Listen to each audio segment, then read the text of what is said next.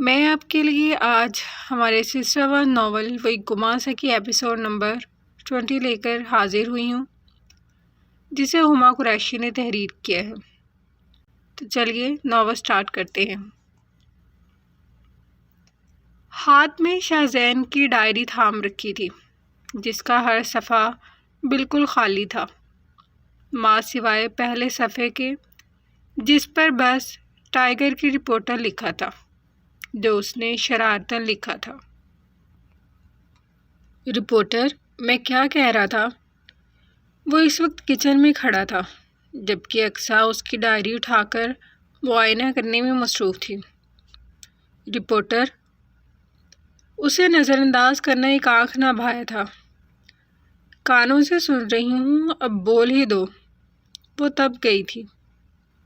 میں کہہ رہا تھا، اس خالی ڈائری میں ہر وقت کیا تلاش کرتی رہتی ہو؟ کیا ہماری لو سٹوری لکھنے کا ارادہ ہے؟ وہ شرارت سے لب دانتوں تلے دبائے مزے سے بولا۔ اس کی تیوری چڑھ گئی تھی۔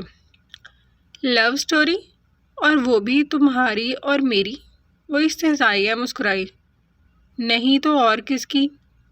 اس نے خشمگین نگاہوں سے گھورا۔ مسٹر شاہ زین، اس ڈائری میں ہماری نفرت کی داستان تو لکھی جا سکتی ہیں، مگر محبت کی نہیں۔ وہ تمسخر سے مسکرائی۔ اس کی مسکراہٹ پل میں غائب ہو گئی تھی۔ اب وہ سپاٹ نظروں سے اسے گھور رہا تھا۔ جوابی کارروائی نہ ہونے پر اکثر چونک کر پلٹی تھی۔ کیا ہوا؟ آئیبرو اٹھائے، مگر وہ اپنی کافی کا مگ اٹھاتا کچن سے نہیں بلکہ ہٹ سے ہی باہر نکل گیا تھا۔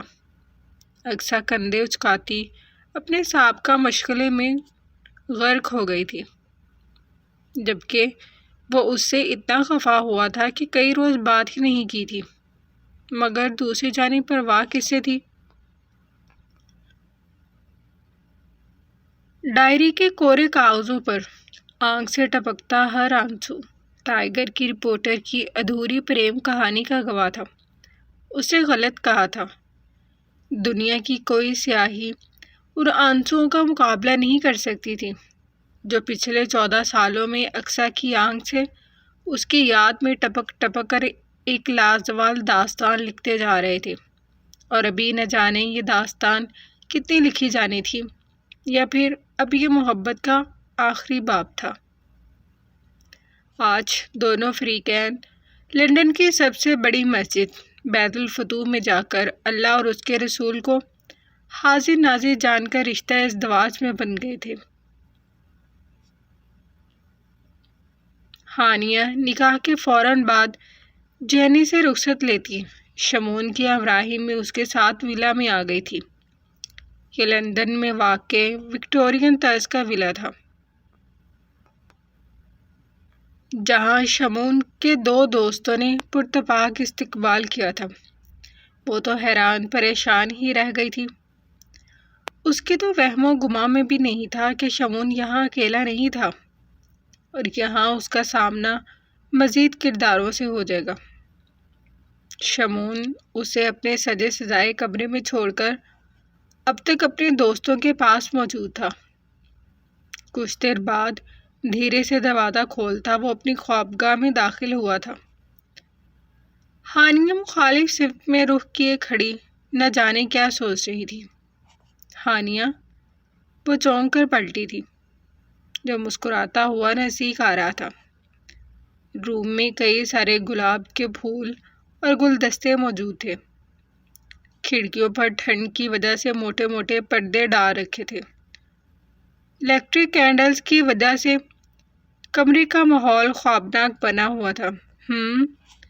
وہ خشک انداز میں بولی، تمہیں بھوک لگ رہی ہوگی؟ وہ اپنے تعین اندازاً بولا تو وہ خاموشی سے سر ہلا گئی۔ چلو آ جاؤ، باہر زین اور فارس نے ڈنر کا اچھا خاصا اہتمام کر رکھا ہے، وہ خوشگوار لہجے میں بولا تھا۔ اس کی کوئی خاص ضرورت تو نہیں تھی؟ وہ اب ہلکا سا مسکرائی۔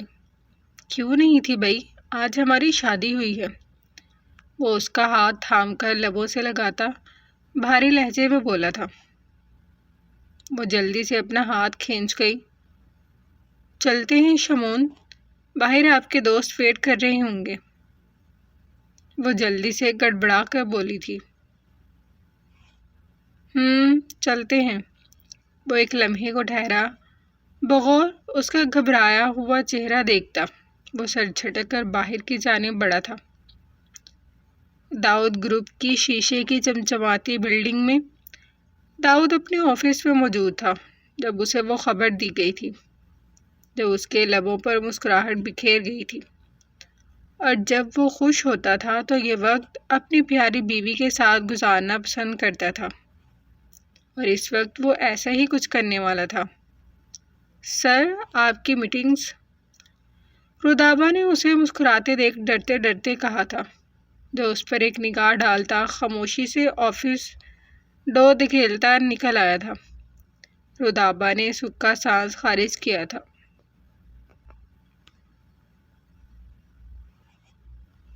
وہ خاموشی سے اپنی پلیٹ پر جھکی کھانا کھانے میں مصروف تھی، جبکہ دماغ مختلف سوچوں میں الجھا ہوا تھا۔ ان تینوں نے نگاہوں کا تبادلہ کیا جبھی فارس کی زبان پر خارش ہوئی تھی۔ بھابھی، ایک بات تو بتائیں۔ وہ اس قدر اچانک سے بولا تھا کہ ایک لمحے کو وہ سٹپٹا سی گئی۔ جی پوچھیں۔ اب وہ اپنے تاثرات پر قابو کر چکی تھی۔ اس دفعہ میں آپ کو کیا پسند آیا جو لندن میں آپ کو نکاح کرنے کے لیے یہی جوکر ملا تھا؟ شمو نے تعاطفی نظروں سے گورا تھا، جبکہ شاہزین مسکراہٹ دبا گیا۔ ایسے کیا دیکھ رہے ہو؟ بھائی ویسے ہی کیجولی پوچھ رہا تھا بھابھی سے۔ وہ منہ بسور گیا، جبکہ ہانیہ دھیما سا مسکرائی تھی۔ بھابھی، میں نے سنا تھا کہ آپ کے تعلقات مافیا سے بھی ہیں۔ شاہزین نے ذرا مصروف سے انداز میں پوچھا تو ہانیہ کو کھانسی کا دورہ پڑ گیا تھا۔ آرام سے، شمون نے جلدی سے بڑھ کر اس کی کمر سے ہلائی تھی، جبکہ ان دونوں نے شمون کو دیکھ معنی خیز نظروں کا تبادلہ کیا تھا، اور وہ خفت زدہ سی پانی پی کر سیدھی ہوئی تھی۔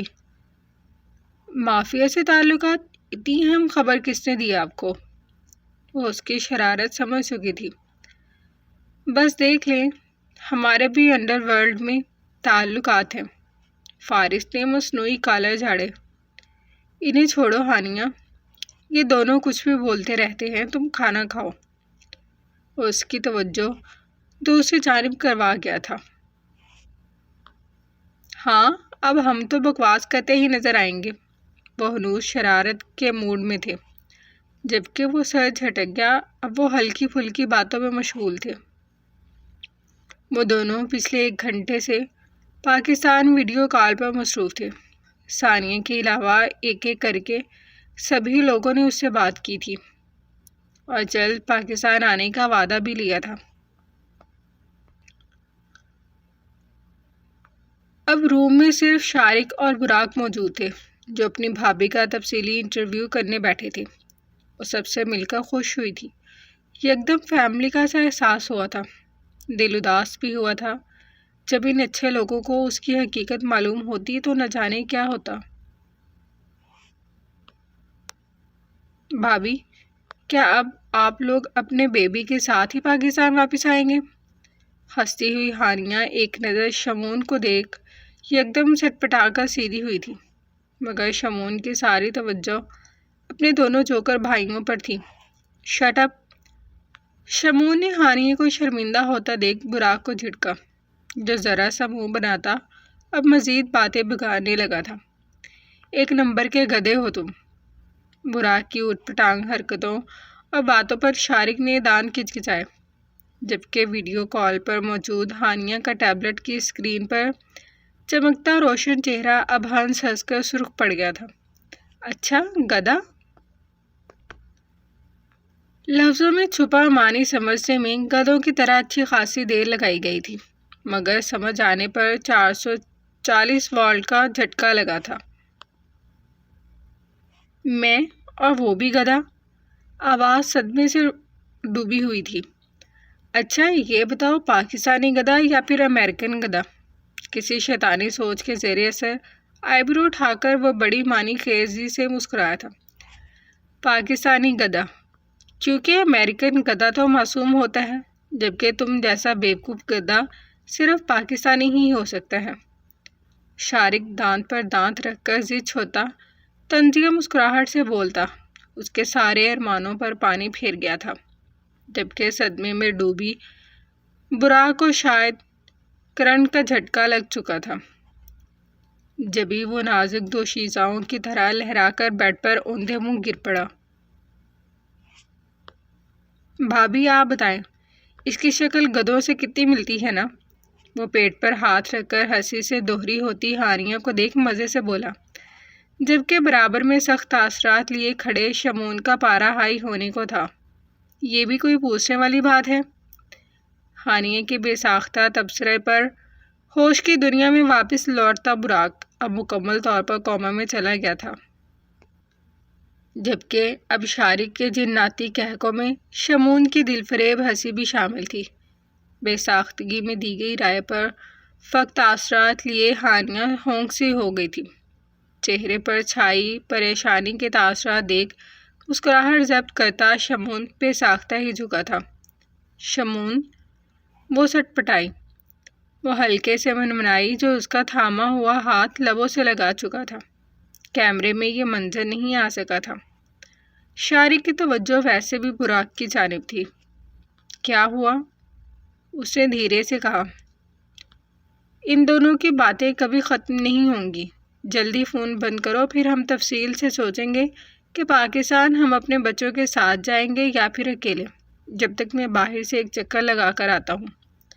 وہ دھیرے سے اس کے کان میں سرگوشی کرتا، شرارت سے آنکھ کا کونا دباتا روم سے باہر نکل گیا تھا، جبکہ ذرا سے قربت پر ہی اس کی دھڑکنوں میں انتشار برپا ہو گیا تھا۔ وہ خائف سے مسلسل پکارتے براق کی جانب متوجہ ہوئی۔ مسز داؤد کہاں ہیں آپ؟ وہ معمول کے مطابق اپنا بریف کیس ایک طرف کو رکھتا روم میں اس کی عدم موجودگی محسوس کر خوشگوار انداز میں پکار اٹھا تھا۔ واش روم میں آنسو بہاتی میرم نے خوف سے جلدی سے اپنے آنسو پونچھے تھے اور چہرہ تھپتھپاتی روم سے باہر نکل آئی تھی۔ جی داؤد، آج جلدی آ گئے؟ وہ اسٹینڈ پر تولیہ ڈالتی جیسے ہی پلٹی تھی۔ ہیزل رنگ آنکھیں اس کی گھورتی نگاہوں سے جا ملی تھی۔ اپنے خاندان کو یاد کر کے رو رہی تھی نا تم؟ وہ سخت لہجے میں غرایا تھا۔ نہیں داؤد، اس کا غصہ دیکھ جان نکلتی محسوس ہوئی تھی۔ کیا داؤد، کتنی بار کہا ہے اپنے خاندان کو مت یاد کیا کرو، کیا تمہیں میری ایک بات سمجھ میں نہیں آتی؟ اس کی آنکھوں میں سرخی اتر آئی تھی۔ میرم کو اس نفسیاتی شخص سے خوف سا محسوس ہوا تھا۔ اب غلط سمجھ رہے ہیں، میں رو نہیں رہی تھی کہ آہ۔ اس کے کپکپاتے ہونٹوں سے ادا ہوتے صفائی دیتے الفاظ لبوں میں ادھورے ہی رہ گئے تھے، جبکہ بال اس جلاد کی سخت گرفت میں تھے۔ ایسا کون سا ظلم کیا ہے میں نے تم پر، جو ہر وقت اپنے ان منحوس رشتہ داروں کو یاد کرتی رہتی ہو؟ وہ حد سے زیادہ سخت لہجے میں دھاڑا تھا۔ میرم کی آنکھوں سے آنسو کسی جھرنے کی مانند بہنے لگے تھے۔ داؤد پلیز، وہ سسکی، جو آج رحم کے موڈ میں نہیں تھا۔ نہیں، تم چاہتی کیا ہو؟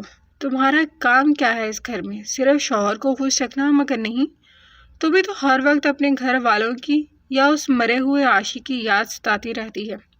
اس کے لہجے میں نفرت بول رہی تھی۔ بالوں پر گرفت مزید بڑھ گئی تھی۔ داؤد پلیز نہیں، یہ الزام نہ لگائیں مجھ پر۔ آپ کی محبت کی خاطر تو میں نے اپنا سب کچھ برباد کر دیا۔ پلیز یہ الزام نہ لگائیے گا مجھ پر۔ وہ اس الزام پر تڑپ اٹھی تھی۔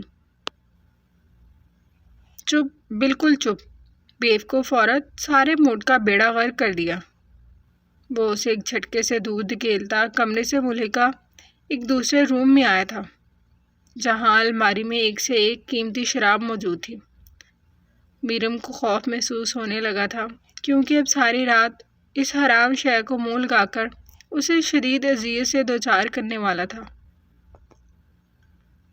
اسے ایک بار پھر اپنی حماقت پر افسوس ہوا تھا۔ اب وہ کانچ کی بوتل لیے باہر آیا تھا اور جا کر صوفے پر بیٹھ کر گلاس بھر کر منہ سے لگا چکا تھا، جبکہ چنگاریاں اگلتی نگاہیں اسی کے وجود کا طواف کر رہی تھی۔ میرم خوف سے اس وحشی انسان کی جانب دیکھ رہی تھی۔ دل کیا کہ ابھی اور اسی وقت داؤد کا قتل کر کے اس قید سے ہمیشہ ہمیشہ کے لیے آزاد ہو جائے، مگر شاید ایسا ناممکن تھا۔ وہاں کھڑی کھڑی میرا منہ کیا دیکھ رہی ہو؟ ادھر آؤ۔ وہ تیش میں گھرایا تھا، جبکہ وہ چھوٹے چھوٹے قدم اٹھاتی قریب جا رہی تھی، مگر اب آنکھوں میں خوف نہیں بلکہ نفرت پنپ رہی تھی۔ دل مسلسل بغاوت کے لیے اکسا رہا تھا۔ وہ سب نہیں کرنا چاہتی تھی جو دل کی مرضی تھی، مگر اب یکدم اسے خود سے ہی خوف آیا تھا کہ اب وہ شاید خود کو روک نہیں پائے گی۔ کھلتے گلاب سے چہرے پر اب وہ شادابی نہیں رہی تھی۔ سمارٹ سی جسامت میں اب واضح تبدیلی آ گئی تھی۔ پہلے کی بنسبت گزرے سالوں نے اس کی ذات پر گہرے نشان چھوڑے تھے۔ بلیک جینس پر ڈھیلی ڈھالی کرتی پہنی، بالوں کو پشت پر کھلا چھوڑ رکھا تھا، آنکھوں کے نیچے پڑے ہلکے رچکوں کے گواہ تھے۔ کانچ سی شفاف آنکھوں پر نظر کی اینک لگائے وہ ہاتھ میں شاہزین کی تصویر پکڑ کر بیٹھی تھی۔ آنکھوں سے کب خاموش آنسو نکل کر اس کے مسکراتے چہرے پر گرنے لگے تھے اس کو خبر ہی نہیں ہوئی۔ کانوں میں رپورٹر لفظ کی خوبصورت سی صدائیں بلند ہو رہی تھیں، شوق بھرے کہہ کے اسے چڑھاتی آوازیں، آنکھوں میں بے بسی، اس کے لیے عزت، یہ سب وہ باتیں تھیں جو گزرے سالوں میں وہ بھلا ہی نہیں سکی تھی۔ محبت کے انگنت رنگ ہوتے ہیں، اور ان تمام رنگوں میں سب سے زیادہ خوبصورت عزت کا رنگ ہوتا ہے، جو شاہزین کی محبت سے چھلکتا تھا۔ مما! وہ زیان کی چہکتی ہوئی آواز پر چونکی، جو شاید سیف کی بیٹی کے ساتھ کھیلتا کھیلتا روم میں آ گیا تھا۔ جی بیٹا۔ اس نے جلدی سے آنسو خشک کیے۔ یہ کون ہے؟ اسے اپنی ماں کے ہاتھ میں موجود تصویر دیکھ اشتیاق سے پوچھا۔ یہ تمہارے بابا ہیں۔ پہلے تو وہ سٹپٹا گئی تھی کہ کیا کہے، مگر وہ روانگی میں لفظ خود ہی ادا ہو گئے تھے۔ مگر یہ بابا کی تصویر تو نہیں ہے، وہ لب باہر نکالے معصومیت سے بولا۔ اکثر اس کے انداز پر مسکرائی، وہ یقیناً سیف کی بات کر رہا تھا۔ دراصل یہ صرف میرے گڈے کے بابا ہیں، اس نے گود میں اٹھا کر کہا تو وہ چہکا۔ یعنی صرف میرے؟ عیشا اور رائمہ آپی کے بھی نہیں؟ اس نے آنکھیں پھیلا کر پوچھا۔ صرف میرے زیان کے، وہ مسکرائی۔ تو یہ میرے پاس کیوں نہیں آتے جیسے سیف بابا؟ اب وہ اداس لہجے میں بولا تو اکثر خاموش رہ گئی کہ آخر کیا بولے۔ کیونکہ زیان کے بابا اللہ تعالیٰ کے پاس چلے گئے ہیں، وہ بوجھل دل سے بولی تھی۔ مگر کیوں؟ وہ تو زیان سے ملے بھی نہیں۔ وہ اداس ہو گیا تھا۔ تو آپ دعا کرو نا کہ اللہ پاک آپ کو آپ کے بابا سے جلد ملا دے۔ وہ نہ جانے کیا سوچ رہی تھی، یا پھر یہ اس کے دل کی دعا تھی۔ اس سے قبل کہ زیان ایک بار پھر کوئی مشکل سوال کرتا کہ جس کا جواب دینا اکثر کے لیے مشکل ہو جاتا، وہاں نرمین چلی گئی تھی۔ بھائی کیا باتیں ہو رہی ہیں ماں بیٹے کے درمیان؟ وہ ہولے سے مسکرائی۔ زیان گڈے اب جاؤ، باہر جا کر کھیلو۔ وہ ماں کے حکم پر بھاگتا ہوا روم سے باہر چلا گیا تھا۔ نرمین، کیا مجھے واقعی شاہزین سے شادی کر لینی چاہیے؟ اس نے بغیر کسی لگی لپٹی رکھے پاس کھڑی نرمین سے دل کی بات کہی تھی، جس نے کئی دنوں سے اس کی نیندیں اڑا رکھی تھی۔ اس دن کے بعد سے دونوں میں کوئی ملاقات نہیں ہوئی تھی۔ اگر تمہارا دل مطمئن ہے اور تم یہ فیصلہ بغیر کسی دباؤ میں آ کر لے رہی ہو تو میں کہوں گی کہ اب تمہیں واقعی زندگی میں آگے بڑھ جانا چاہیے۔ وہ اس کا ہاتھ دباتی نرم لہجے میں گویا ہوئی۔ میں کوئی بھی فیصلہ لینے سے پہلے ایک بار شاہزین سے ملنا چاہتی ہوں، وہ پرسوس لہجے میں بولی تھی۔ ضرور ملاقات کرو، اور جو بھی فیصلہ لو وہ کسی کے لیے نہیں بلکہ اپنی ذات کے لیے لینا، اوکے؟ وہ ہولے سے مسکرائی تھی اور پھر مطمئن ہوتی اس کے گلے لگی تھی۔ جاری ہے۔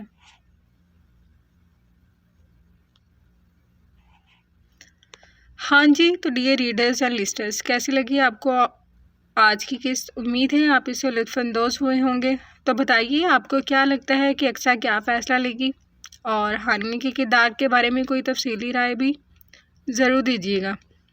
ملتے ہیں نئی قسط کے ساتھ، تب تک کے لیے اپنا خیال رکھیے گا۔